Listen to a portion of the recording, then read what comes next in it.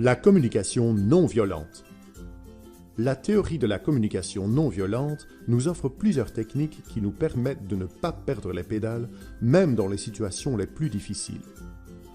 Trop souvent, nos émotions prennent le dessus, ce qui nous énerve ou nous attriste.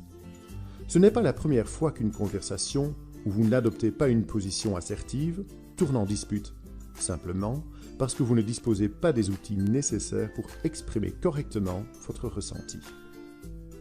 On pourrait distinguer deux formes de communication, celle du chacal et celle de la girafe. La girafe est ouverte, respectueuse, assertive et ne juge pas. Le chacal interprète, culpabilise, juge, reproche et manipule.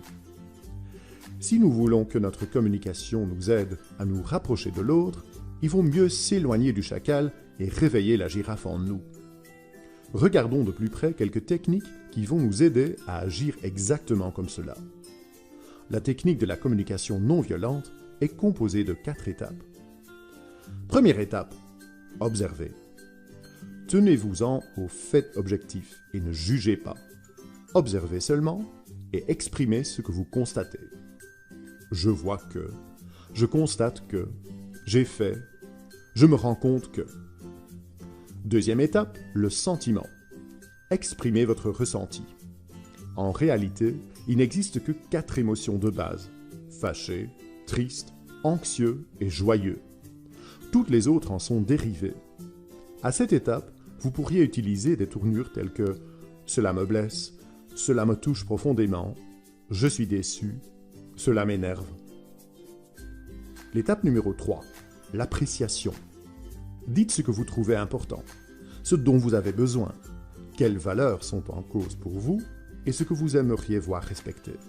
Par exemple, en disant « Pour moi, il a toujours été important que… j'aimerais que…